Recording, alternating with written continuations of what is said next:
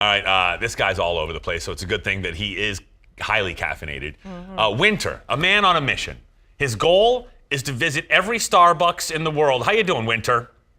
Hey guys, how you doing? I'm doing pretty good. We're good. Winter, I have to ask, do you ever sleep? Because right now, guys, we're looking at a man who once drank 29 cups of coffee in one day, has stayed in Hawaii for just 30 hours without ever visiting the beach, visited Egypt, Kuwait, Lebanon, all these places in the name of completing his mission. So does the caffeine ever wear off? Do you sleep?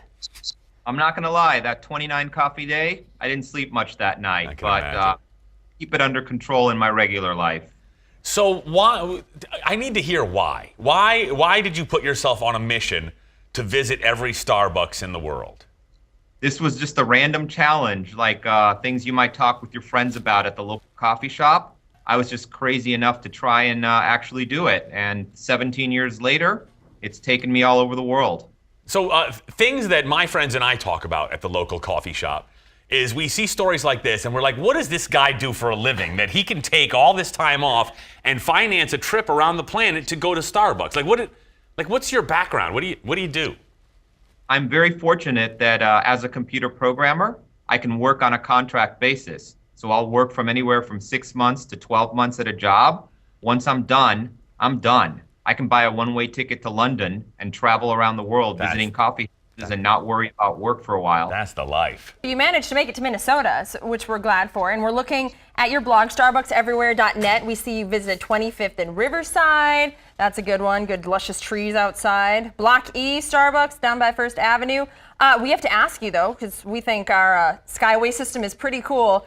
Had you ever seen a Starbucks in a Skyway before you visited this one at the IDS Center?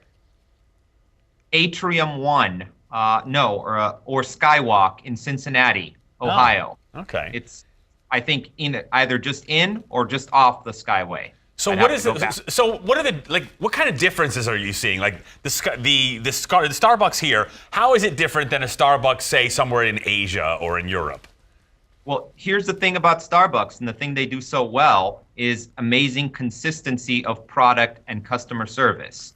So your coffee, your basic filter coffee is going to taste the same here as it does in Egypt or Kuwait or Singapore, and that's what draws a lot of people to the product. Of course, food offerings are going to be customized to local taste, and there's some beverages overseas, like a flat white, that you won't find in America. Now, don't you ever find yourself wanting a non-Starbucks coffee, though? Don't you ever want to leave the Starbucks and go to like a mom and pop shop? Yeah, like Monk Beans in Hopkins, just a little small spot.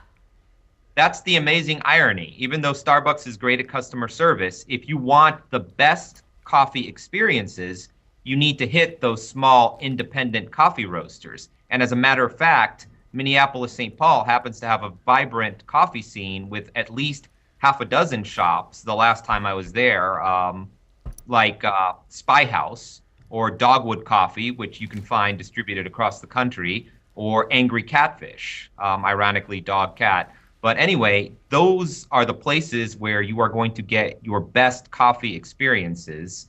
And I highly recommend that the locals go out to those places.